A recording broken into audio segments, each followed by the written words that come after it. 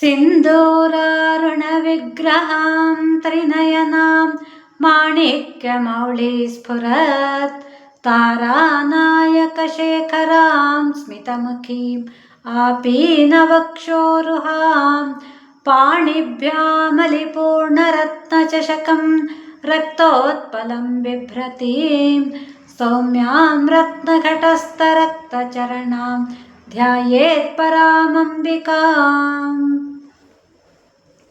ಶ್ರೀಲಲಿತಾ ಸಹಸ್ರನಾಮದಲ್ಲಿ 842ನೆಯ ನಾಮ ಭವರೋಗಗ್ನಿ. ಭವರೋಗಗಳನ್ನು ನಾಶಪಡಿಸುವಂಥವಳು. ಈ ಸಂಸಾರದಲ್ಲಿ ಮತ್ತೆ ಮತ್ತೆ ಹುಟ್ಟಿ ಬರೋದು ಭವ. ಈ ಸಂಸಾರ ಬಂಧನದಲ್ಲಿ ಸಿಕ್ಕಾಕೊಂಡು ನಾನಾ ರೋಗಗಳಿಂದ ನರಳುತ್ತಾ ಇರೋರನ್ನು ಉದ್ಧರಿಸಿ ರಕ್ಷಿಸಬಲ್ಲಂಥವಳು ಆ ಮಾತೆ ಮಾತ್ರ. ನಮ್ಮ ಪ್ರಾರಬ್ಧ ಕರ್ಮಗಳಿಗೆ ಅನುಸಾರವಾಗಿ ನಾವು ನಾನಾ ರೀತಿಯ ಜನ್ಮ ತಳೆದು ನಾನಾ ವಿಧವಾದಂತಹ ರೋಗ, ದಾರಿದ್ರ್ಯ, ಅಪಮಾನ, ದುಃಖ, ಕಷ್ಟ, ನಷ್ಟ ಇವನ್ನೆಲ್ಲ ಅನುಭವಿಸ್ತಾನೇ ಇರ್ತೀವಿ. ಆ ಎಲ್ಲ ಕಷ್ಟಗಳಿಂದ ನಮ್ಮನ್ನು ರಕ್ಷಿಸಿ ಅಭಯವನ್ನು ನೀಡುವಂಥವಳು ಅಂದರೆ ಆ ಜಗನ್ಮಾತೆ. ಈ ಶರೀರಕ್ಕೆ ಅನೇಕ ವಿಧವಾದಂತಹ ರೋಗಗಳು ನಾನಾ ಕಾರಣಗಳಿಂದ ಬಾಧಿಸ್ತಾನೇ ಇರುತ್ತೆ. ಶರೀರ ನಶ್ವರ, ಹಾಗೆಯೇ ರೋಗಗಳು.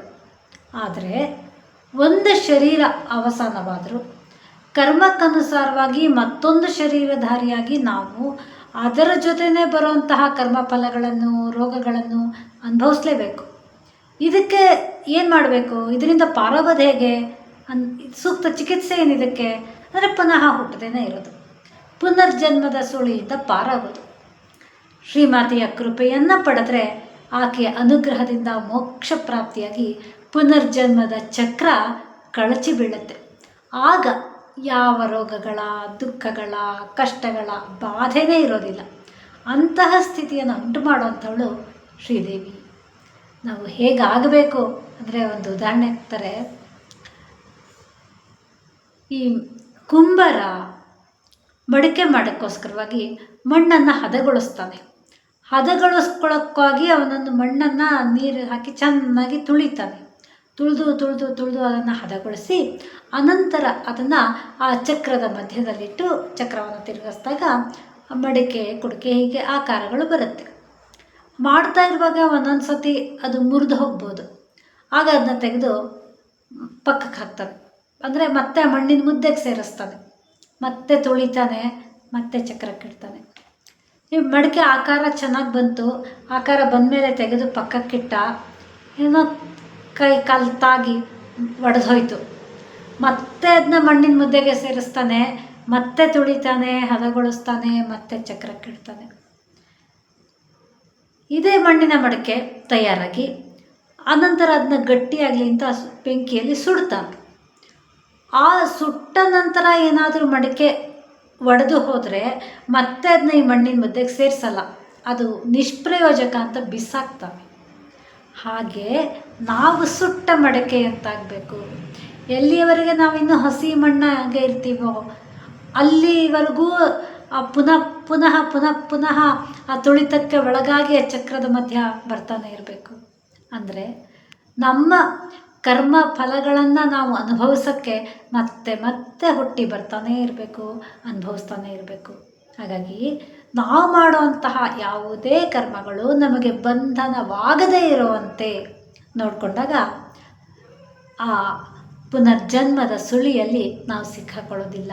ಸುಟ್ಟ ಮಡಿಕೆ ಕುಂಬಾರನಿಗೆ ಹೇಗೆ ಒಡೆದ ಮಡಿಕೆ ನಿಷ್ಪ್ರಯೋಜಕ ಅಂತ ಬಿಸಾಕ್ತಾನೋ ಹಾಗೆ ನಾವು ಯಾವುದೇ ಬಂಧನ ಉಂಟಾಗದಂತಹ ಪುನರ್ಜನ್ಮಕ್ಕೆ ಕಾರಣವಾಗುವಂತಹ ಯಾವುದೇ ಕರ್ಮಗಳನ್ನು ಮಾಡದೇ ಇದ್ದಾಗ ನಮಗೆ ಹುಟ್ಟೇ ಇಲ್ಲ ಅಂದಮೇಲೆ ಯಾವುದೇ ರೋಗಗಳು ಇಲ್ಲ, ಕಾಯಿಲೆಗಳು ಇಲ್ಲ, ಸಾವು ಇಲ್ಲ. ಆ ರೀತಿಯಾಗಿ ನಮ್ಮನ್ನು ಅನುಗ್ರಹಿಸುವಂಥವಳು ಆ ಜಗನ್ಮಾತೆ ಮಾತ್ರ. 843ನೆಯ ನಾಮ ಭವಚಕ್ರ ಪ್ರವರ್ತಿನಿ. ಸಂಸಾರ ಚಕ್ರ ನಡೆಯುವಂತೆ ನಿಯಮಿಸಿರುವಂಥವಳು. ಜಗತ್ತು ನಿಯಮಿತವಾಗಿ ತನ್ನ ಕಾರ್ಯದಲ್ಲಿ ನಡೆಯುವಂತೆ ರೂಪಿಸಿರೋಳು ಆ ದೇವಿ. ಮನುಸ್ಮೃತಿಯಲ್ಲಿ ಒಂದು ಮಾತಿದೆ, ಏಷ ಸರ್ವಾಣಿ ಭೂತಾನಿ ಪಂಚಭಿರ್ವ್ಯಾಪ್ಯ ಮೂರ್ತಿಭಿಃ ಜನ್ಮ ವೃದ್ಧಿ ಕ್ಷಯೈರ್ನಿತ್ಯಂ ಸಂಸಾರಯತಿ ಚಕ್ರವತ್. ಇವನು ತನ್ನ ಪಂಚ ರೂಪಗಳಿಂದ ಸರ್ವಭೂತಗಳನ್ನೂ ವ್ಯಾಪಿಸ್ಕೊಂಡು ಜನ್ಮ ವೃದ್ಧಿ ಕ್ಷಯಗಳ ಮೂಲಕ ನಿತ್ಯವೂ ಚಕ್ರದಂತೆ ತಿರುಗಿಸ್ತಾ ಇರ್ತಾನೆ. ಹಾಗೆ ಚಕ್ರ ಅಂದರೆ ಮನಸ್ಸು ಅನ್ನೋ ಅರ್ಥನೂ ಇದೆ. ಚಕ್ರಸ್ವರೂಪಂ ಚ ಮನೋಧತ್ತೆ ವಿಷ್ಣುಕರೇ ಸ್ಥಿತಂ. ಮನಸ್ಸು ವಿಷ್ಣುವಿನ ಕೈಯಲ್ಲಿರುವಂತಹ ಚಕ್ರದ ರೂಪವನ್ನು ಧರಿಸುತ್ತೆ ಅಂತ ವಿಷ್ಣು ಪುರಾಣದಲ್ಲಿ ಒಂದು ಲೆಕ್ಕ ಕಂಡು ಬರುತ್ತೆ. ಎಲ್ಲರ ಮನಸ್ಸನ್ನು ನಿಯಂತ್ರಿಸೋಳು ಆ ದೇವಿ. ಎಲ್ಲರ ಮನಸ್ಸಿನ ಒಳಗೂ ನೆಲೆಸಿ ಉತ್ತಮ ಪ್ರವೃತ್ತಿಯಾಗುವಂತೆ ಅನುಗ್ರಹಿಸೋಳು ಆ ಜಗನ್ಮಾತೆ. ಸಮಸ್ತ ಜಗತ್ತನ್ನು ಸೃಷ್ಟಿಸಿ ಅದನ್ನು ಪಾಲಿಸ್ತಾ ಇದ್ದರು. ಆ ಜಗತ್ತಿನ ಯಾವ ಮೋಹಗಳೂ ಸಹ ಮಾತೆಯನ್ನು ಕಾಡಲಾರವು. ಕೇವಲ ಸಾಕ್ಷಿ ಸ್ವರೂಪಳಾಗಿ ಈ ಸಂಸಾರವನ್ನು ಮುನ್ನಡೆಸ್ತಾ ಇದ್ದಾಳೆ ದೇವಿ. ಆಕೆ ಇಲ್ಲದೆ ಇದ್ದರೆ, ಆಕೆಯ ಚೈತನ್ಯ ಇಲ್ಲದೆ ಹೋದರೆ ಈ ಜಗತ್ತು ಒಂದು ಕ್ಷಣವೂ ನಡೆಯೋದಿಲ್ಲ. ಆದರೆ ಆ ಜಗತ್ತಿನ ಯಾವ ಬಂಧನವೂ ತಾಯಿಗಿಲ್ಲ. ಆ ಜಗತ್ತಿನ ಯಾವ ಆಕರ್ಷಣೆಗಳು, ಯಾವ ಮೋಹಗಳು, ವ್ಯಾಮೋಹಗಳು ಯಾವುದೂ ಸಹ ತಾಯಿಗಿಲ್ಲ. ಕೇವಲ ಸಾಕ್ಷಿಭೂತಳಾಗಿ ಈ ಸಂಸಾರವನ್ನು ನಡೆಸ್ತಾ ಇದ್ದಾಳೆ ಆ ಜಗನ್ಮಾತೆ. 844ನೆಯ ನಾಮ ಛಂದಸ್ಸಾರ. ಛಂದಸ್ಸಿನ ಸಾರ ರೂಪವಾಗಿರುವಂಥಳು. ಛಂದಸ್ಸು ಅಂದರೆ ವೇದ ಅನ್ನೋ ಅರ್ಥ ಇದೆ.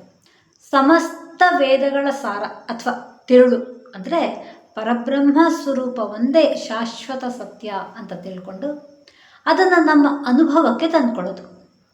ವೇದದ ಸಾರಭೂತವಾಗಿರುವಂತಹ ಪರಬ್ರಹ್ಮ ಸ್ವರೂಪಿಣಿನೇ ಆ ಜಗನ್ಮಾತೆ. ಛಂದಸ್ಸುಗಳಲ್ಲಿ ಮುಖ್ಯವಾದದ್ದು ಅಂದರೆ ಗಾಯತ್ರಿ ಛಂದಸ್ಸು. ಗಾಯತ್ರಿ ಮಂತ್ರ ಬುದ್ಧಿಯನ್ನು ವಿಕಾಸಗೊಳಿಸಬಲ್ಲಂತಹ ಸಾಮರ್ಥ್ಯವನ್ನು ಹೊಂದಿದೆ. ನಮ್ಮೆಲ್ಲ ಪಾಪಗಳನ್ನು ನಿವಾರಿಸುವಂಥದ್ದು ಮತ್ತು ಬ್ರಹ್ಮಜ್ಞಾನವನ್ನು ದೊರಕಿಸ್ಕೊಡುವಂಥದ್ದು. ಅಂತಹ ಗಾಯತ್ರಿ ಮಂತ್ರದ ಸಾರವೇ ಆಗಿರೋದು ಶ್ರೀ ಪಂಚದಶಾಕ್ಷರಿ ಮಂತ್ರ. ತಾಯಿ ಈ ಪಂಚದಶಾಕ್ಷರಿ ಮಂತ್ರ ಸ್ವರೂಪಿಣಿನೇ ಆಗಿದ್ದಾಳೆ. ಈ ಛಂದಸ್ ಅಂದರೆ ಆಹ್ಲಾದ, ಆನಂದ ಅನ್ನೋ ಅರ್ಥಗಳು ಇವೆ. ಉತ್ಕೃಷ್ಟವಾದಂತಹ ಆನಂದವಾದಂತಹ ಬ್ರಹ್ಮಾನಂದ ಸ್ವರೂಪಿನೇ ಆ ಶ್ರೀಮಾತೆ. ತನ್ನನ್ನು ಆರಾಧಿಸುವಂತಹ ಭಕ್ತರಿಗೂ ನಿರತಿಶಯ ಆನಂದವನ್ನು ದಯಪಾಲಿಸಿ ಕಾಪಾಡೋಂಥವಳು ಆ ಜಗನ್ಮಾತೆ. ಆನಂದೋ ಬ್ರಹ್ಮೇತಿ ವ್ಯಜಾನಾತ್ ಅಂತ ತೈತ್ತಿರೀಯ ಉಪನಿಷತ್ ತಿಳಿಸುವಂತೆ ಆನಂದ ಪರಬ್ರಹ್ಮ ಸ್ವರೂಪ. ಈ ಆನಂದವೊಂದನ್ನು ಬಿಟ್ಟು ಜಗತ್ತಿನಲ್ಲಿ ನಾವು ಪಡ್ಕೋಬೇಕಾಗಿರೋದು ಬೇರೇನೂ ಇರೋದಿಲ್ಲ. ಅದೊಂದೇ ಶಾಶ್ವತ ಸತ್ಯ. ಉಳಿದ ಜಗತ್ತೆಲ್ಲವೂ ಸಹ ನಶ್ವರ, ಮಿಥ್ಯೆ, ಕೇವಲ ನಮ್ಮ ಭ್ರಮೆ. ಸಮಸ್ತ ವೇದಗಳು ಈ ಸತ್ಯವನ್ನು ಪ್ರತಿಪಾದಿಸೋಕ್ಕಾಗಿಯೇ ಪ್ರವೃತ್ತವಾಗಿದೆ. ಋಷಿಗಳು, ತಪಸ್ವಿಗಳು, ಜ್ಞಾನಿಗಳು ಈ ಒಂದು ಸತ್ಯವನ್ನು ಸಾಕ್ಷಾತ್ಕಾರ ಮಾಡ್ಕೊಳ್ಳೋಕ್ಕಾಗಿಯೇ ತಮ್ಮ ಜೀವನವನ್ನೇ ಮುಡುಪಾಗಿಟ್ರು. ಜಪ, ತಪ, ಧ್ಯಾನ, ಪೂಜೆ ಮುಂತಾದ ಸಾಧನಗಳಿಂದ ಈ ಸತ್ಯದ ಅರಿವನ್ನು ಅವರು ಪಡ್ಕೊಂಡ್ರು. ವೇದ ಅಂದರೆ ಜ್ಞಾನ. ಉತ್ಕೃಷ್ಟವಾದಂತಹ ಜ್ಞಾನ ಭಂಡಾರವೇ ವೇದ. ಈ ಜ್ಞಾನದ ಉದ್ದೇಶ ಪರಬ್ರಹ್ಮ ಸಾಕ್ಷಾತ್ಕಾರ. ಅಂದರೆ ನಾವು ಹಾಲನ್ನು ಕಾಯಿಸ್ತೀವಿ, ಅನಂತರ ಹೆಪ್ಪಾಕ್ತೀವಿ. ಅದು ಮೊಸರಾದ ನಂತರ ಅದನ್ನು ಕಡಿದ್ರೆ ಬೆಣ್ಣೆ ಸಿಗುತ್ತೆ. ಆ ಬೆಣ್ಣೆಯನ್ನು ಕಾಯಿಸಿದ್ರೆ ತುಪ್ಪ ತಯಾರಾಗುತ್ತೆ. ಹಾಲಿಂದಲೇ ತುಪ್ಪ ತಯಾರಾಗಿದೆ. ಆದರೆ ಅದು ಹಾಲಾಗಿದ್ದಾಗ ನಾವು ಅದರಲ್ಲಿ ತುಪ್ಪವನ್ನು ಕಾಣ್ತೀವ? ಕಾಣೋಕ್ಕೆ ಸಾಧ್ಯನಾ? ಕಾಣೋದಿಲ್ಲ. ಹಾಲಿನಲ್ಲೇ ತುಪ್ಪ ಅಂತರ್ಗತವಾಗಿದ್ದರೂ ಮೇಲ್ನೋಟಕ್ಕೆ ಕಾಣಲ್ಲ. ಜ್ಞಾನ ಮಥನದಿಂದ ಆ ತುಪ್ಪ ಸಿಗುತ್ತೋ ಹಾಗೆ ಜ್ಞಾನ ಮಥನದಿಂದ ಆ ವೇದಗಳಲ್ಲಿ ಅಂತರ್ಗತವಾಗಿರುವಂತಹ ಪರಬ್ರಹ್ಮ ಸ್ವರೂಪ ಅನುಭವ ಗೋಚರವಾಗುತ್ತೆ. ಅಂತಹ ವೇದಗಳ ಸಮಸ್ತ ಸಾರವನ್ನು ಒಳಗೊಂಡಿರೋಂಥವಳು ಆ ಜಗನ್ಮಾತೆ. 845ನೆಯ ನಾಮ ಶಾಸ್ತ್ರಸಾರ. ಶಾಸ್ತ್ರಗಳ ಸ್ವರೂಪಿ, ಸಾರಸ್ವರೂಪಿ. ಶಾಸ್ತಿ ತ್ರಾಯತೆ ಚೇತಿ ಶಾಸ್ತ್ರಂ, ಆದೇಶ ಮಾಡುವುದು ಮತ್ತು ಜ್ಞಾನವನ್ನು ಉಪದೇಶಿಸಿ ರಕ್ಷಿಸುವುದು ಶಾಸ್ತ್ರ. ಸಾಧು ಅಸಾಧು, ಕರ್ತವ್ಯ ಅಕರ್ತವ್ಯ, ವಿಹಿತ ನಿಷಿದ್ಧ, ಗ್ರಾಹ್ಯ ಅಗ್ರಾಹ್ಯ ಹೀಗೆ ಮುಂತಾದ ವಿಷಯಗಳನ್ನು, ತತ್ವಗಳನ್ನು, ವಸ್ತು ಸ್ವರೂಪವನ್ನು, ಚರಾಚರ ವಸ್ತುಗಳ ಲಕ್ಷಣವನ್ನೂ ಬೋಧಿಸುವಂತಹ ಗ್ರಂಥಗಳನ್ನು ಶಾಸ್ತ್ರ ಅಂತ ಹೇಳ್ಬೋದು. ವೇದದ ವಿವಿಧ ವಿಚಾರಗಳಲ್ಲಿ ಆಯಾಯ ಪ್ರಕರಣಗಳ ವಿಚಾರಗಳನ್ನು ಪ್ರತ್ಯೇಕವಾಗಿ ತಿಳಿಸೋದಕ್ಕೂ ಶಾಸ್ತ್ರ ಅಂತ ಹೇಳೋದು. ಈ ರೀತಿ ವೇದಗಳು, ವೇದಾಂಗಗಳು, ಪುರಾಣಗಳು, ಅಧ್ಯಾತ್ಮಶಾಸ್ತ್ರ, ಧರ್ಮಶಾಸ್ತ್ರ, ನೀತಿಶಾಸ್ತ್ರ, ರಾಜನೀತಿಶಾಸ್ತ್ರ, ಅರ್ಥಶಾಸ್ತ್ರ, ಅಶ್ವಶಾಸ್ತ್ರ, ಗಜಶಾಸ್ತ್ರ, ವೈದ್ಯಶಾಸ್ತ್ರ, ಜ್ಯೋತಿಷ್ಶಾಸ್ತ್ರ, ಪಾಕಶಾಸ್ತ್ರ, ನ್ಯಾಯಶಾಸ್ತ್ರ, ಮೀಮಾಂಸಾಶಾಸ್ತ್ರ, ಗಣಿತಶಾಸ್ತ್ರ, ಗಾಂಧರ್ವಶಾಸ್ತ್ರ ಹೀಗೆ ಅಸಂಖ್ಯಾತ ಶಾಸ್ತ್ರಗಳಿದೆ. ಸಮಸ್ತ ಶಾಸ್ತ್ರಗಳ ತಿರುಳು ಪರಬ್ರಹ್ಮವೇ ಸತ್ಯ ಅನ್ನೋದು. ಓಂಕಾರ, ಪ್ರಣವ, ಸತ್, ಚಿತ್, ಆನಂದ, ಆತ್ಮ, ಪರಬ್ರಹ್ಮ ಹೀಗೆ ಆ ಶಾಶ್ವತ ಸತ್ಯ ಸ್ವರೂಪದ ಅರಿವನ್ನು ಉಂಟು ಮಾಡೋದಕ್ಕಾಗಿಯೇ ಸಕಲ ಶಾಸ್ತ್ರಗಳೂ ಸಹ ಪ್ರವೃತ್ತವಾಗಿದೆ. ಶಾಸ್ತ್ರಯೋನ್ನಿತ್ವಾತ್ ಅಂತ ಬ್ರಹ್ಮಸೂತ್ರದಲ್ಲಿ ಹೇಳಿರುವಂತೆ ಸಕಲ ಶಾಸ್ತ್ರಗಳ ಸಾರ ಸ್ವರೂಪನೂ ಆಗಿರೋದ್ರಿಂದ ಪರತತ್ವದ ಸ್ವರೂಪನ ತಿಳ್ಕೊಳ್ಳೋಕ್ಕೆ ಶಾಸ್ತ್ರಗಳು ಕಾರಣವಾಗಿರೋದ್ರಿಂದ ಆ ಎಲ್ಲ ಶಾಸ್ತ್ರಗಳ ಆಂತರ್ಯನೂ ಪರಬ್ರಹ್ಮ ಸ್ವರೂಪಿಣಿಯಾದಂತಹ ಆ ಜಗನ್ಮಾತೆನೇ ಆಗಿದ್ದಾಳೆ. ಗೀತೆಯಲ್ಲೂ ಸಹ ನಾವೊಂದು ಮಾತನ್ನು ಗಮನಿಸ್ಬೋದು. ಇತಿ ಗುಹ್ಯತಮಂ ಶಾಸ್ತ್ರಂ ಇದಮುಕ್ತಂ ಮಯಾ ನಘ ಏತದ್ ಬುದ್ಧ್ವಾ ಬುದ್ಧಿಮಾನ್ ಸ್ಯಾತ್ ಕೃತಕೃತ್ಯಶ್ಚ ಭಾರತ. ಅತಿ ರಹಸ್ಯವಾದಂತಹ ಶಾಸ್ತ್ರವನ್ನು ನಾನು ನಿನಗೆ ಹೇಳಿದ್ದೀನಿ, ಇದನ್ನು ತಿಳ್ಕೊಂಡವನು ಬುದ್ಧಿವಂತ, ಆತನೇ ಕೃತಾರ್ಥನು ಅಂತ ಪರಮಾತ್ಮ ಹೇಳ್ತಾನೆ. ಪರಮ ಸತ್ಯವನ್ನು ತಿಳಿಸುವಂತಹ ಶಾಸ್ತ್ರಗಳನ್ನು ಯಾರು ತಿಳ್ಕೊಳ್ತಾರೋ ಅವರ ಜನ್ಮ ಸಾರ್ಥಕವಾಗುತ್ತೆ. ಚತುರ್ಮುಖ ಬ್ರಹ್ಮ ತಪಸ್ಸನ್ನು ಆಚರಿಸಿದಾಗ ಆತನ ಮುಖದಿಂದ ಸಕಲ ವೇದಗಳು ಹೊರಟು ಬಂದವು. ಮೊದಲು ಅವನು ಶತಕೋಟಿ ವಿಸ್ತಾರವಾದಂತಹ ಸಕಲ ಶಾಸ್ತ್ರಗಳ ಪುರಾಣವನ್ನು ಸ್ಮರಿಸ್ತಾನೆ. ಆ ಸಕಲ ಶಾಸ್ತ್ರಗಳು ಪರಮಾತ್ಮ ಸ್ವರೂಪವನ್ನೇ ತಿಳಿಸುವಂಥವು. ಪರಮಾತ್ಮ ವೇದರೂಪಿ. ಆದ್ದರಿಂದ ಬ್ರಹ್ಮಜ್ಞಾನವನ್ನು ಉಂಟು ಮಾಡುವಂತಹ ವೇದಗಳನ್ನೂ ತ್ಯಜಿಸಿ ಅದಕ್ಕೆ ವಿರುದ್ಧವಾದಂತಹ ಲೌಕಿಕ ಜ್ಞಾನಗಳನ್ನು ನೀಡುವಂತಹ ಶಾಸ್ತ್ರವನ್ನು ಅವಲಂಬಿಸಿರುವಂಥವ್ರಿಗೆ ಪರಮಾತ್ಮನ ಸ್ವರೂಪ ಜ್ಞಾನ ಉಂಟಾಗೋದಿಲ್ಲ. ಹಿರಣ್ಮಯೇನ ಪಾತ್ರೇಣ ಸತ್ಯಸ್ಯಾಪಿಹಿತಂ ಮುಖಂ ಅಂತ ಈಶಾವಾಸ್ಯೋಪನಿಷತ್ನಲ್ಲಿ ಹೇಳಿರುವಂತೆ ಚಿನ್ನದ ಪಾತ್ರೆಯಿಂದ ಸತ್ಯ ಮುಚ್ಚಲ್ಪಟ್ಟಿದೆ. ನಾವು ಸತ್ಯ ತಿಳ್ಕೊಬೇಕಾದ್ರೆ ಆ ಚಿನ್ನದ ಮುಚ್ಚಳವನ್ನು ತೆರೆದು ನೋಡಬೇಕು. ಆದರೆ ಆ ಹೊರ ಆವರಣದಲ್ಲಿರುವಂತಹ ಚಿನ್ನ, ಅದರ ವೈಭವ, ಅದರ ಕಾಂತಿ, ತೇಜಸ್ಸು, ಅದರ ಡಿಸೈನ್ ಇದಕ್ಕೆಲ್ಲ ನಾವು ಮೈ ಮರೆತು ಬಿಟ್ಟರೆ ಅದರ ಆಂತರ್ಯದಲ್ಲಿರುವಂತಹ ಮಹತ್ವದ ಅರಿವೇ ನಮಗುಂಟಾಗಲ್ಲ. ಹಾಗೆ ಲೌಕಿಕವಾದಂತಹ ವಿಷಯಗಳು, ಜ್ಞಾನಗಳು ನಮ್ಮನ್ನು ತುಂಬ ಆಕರ್ಷಣೆ ಮಾಡುತ್ತವೆ. ಆ ಆಕರ್ಷಣೆಗೆ ನಾವು ಮರಳಾದರೆ ಲೌಕಿಕದ ಪ್ರಾಪಂಚಿಕ ಬಂಧನಗಳು ಹಾಗೇ ನಮ್ಮನ್ನು ಆವರಿಸ್ಕೊಳ್ಳುತ್ತೆ. ಕಬ್ಬಿಣದ ಸರಪಳಿ ಆದರೆ ಅಯ್ಯೋ ಸರಪಳಿ ಬಂಧನ ಅಂತ ಗೊತ್ತಾಗತ್ತೆ ನಮಗೆ. ಚಿನ್ನದ ಸರಪಳಿ ಆದರೆ ಸರಪಳಿ ಅಂತಲೇ ಗೊತ್ತಾಗಲ್ಲ. ಆಹಾ ಚಿನ್ನ ಚಿನ್ನ ಎಷ್ಟು ಕಾಂತಿ, ಎಷ್ಟು ಬೆಲೆ ಬಾಳುವಂತಹ ಚಿನ್ನ, ಎಷ್ಟು ದಪ್ಪಕ್ಕಿದೆ, ಇದರಲ್ಲಿ ಮೈ ಮರೆತು ಬಿಡ್ತೀವಿ. ಬಾಹ್ಯ ಆಕರ್ಷಣೆಯ ವ್ಯಾಮೋಹಕ್ಕೆ ಸಿಲುಕದೆ ಆಂತರ್ಯದ ತತ್ವವನ್ನು ತಿಳ್ಕೋಬೇಕಾದ್ರೆ ಪರಬ್ರಹ್ಮ ತತ್ವವನ್ನು ತಿಳಿಸುವಂತಹ ಶಾಸ್ತ್ರಗಳ ಮೊರೆ ಹೋಗಬೇಕು. ಅದು ಅಷ್ಟು ಸುಲಭವಾಗಿ ದಕ್ಕೋದಿಲ್ಲ. ಎಳನೀರು ತುಂಬ ಸವಿ, ಅದರ ಸುತ್ತ ಇರುವಂಥ ತಿರುಳು ಸಹ ತಿನ್ನೋದಕ್ಕೆ ತುಂಬ ರುಚಿಯಾಗಿರುತ್ತೆ. ಆದರೆ ಸುಲಭವಾಗಿ ಅದನ್ನು ನಾವು ಪಡ್ಕೊಳ್ಳೋಕ್ಕೆ, ಸವಿಯೋದಕ್ಕೆ ಸಾಧ್ಯವಿಲ್ಲ. ಗಟ್ಟಿಯಾಗಿರುವಂತಹ ಹೊರ ಆವರಣವನ್ನು ಕೆತ್ತಿದಾಗ ಮಾತ್ರ ಆ ಒಳಗಿನ ರುಚಿ ನಮಗೆ ಲಭ್ಯವಾಗುತ್ತೆ. ಹಾಗೆ ಶಾಸ್ತ್ರಗಳ ಮೇಲ್ಮುಖವನ್ನು ಮಾತ್ರ ಗಮನಿಸಿದ್ರೆ ಅದರ ತತ್ವದ ಅರಿವು ನಮಗುಂಟಾಗೋದಿಲ್ಲ.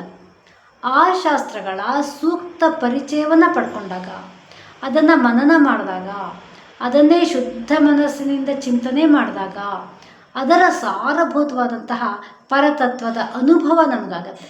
ಅಂತಹ ಸಾರಸ್ವರೂಪಿ ಆ ಪರಬ್ರಹ್ಮ ಸ್ವರೂಪಳಾದಂತಹ ಶ್ರೀಮಾತೆ, ಮೋಕ್ಷದಾಯಕವಾದಂತಹ ಶಾಸ್ತ್ರಗಳ ಆಂತರ್ಯ ರೂಪಿನೇ ಆ ಜಗನ್ಮಾತೆ. 846ನೆಯ ನಾಮ ಮಂತ್ರಸಾರ, ಮಂತ್ರಗಳ ಸಾರಸ್ವರೂಪಿ. ಮನನಾತ್ರಾಯತೆ ಇತಿ ಮಂತ್ರ ಅನ್ನಂತೆ ಮನನ ಮಾಡೋದ್ರಿಂದ ನಮ್ಮನ್ನು ರಕ್ಷಿಸೋದು ಮಂತ್ರಗಳು.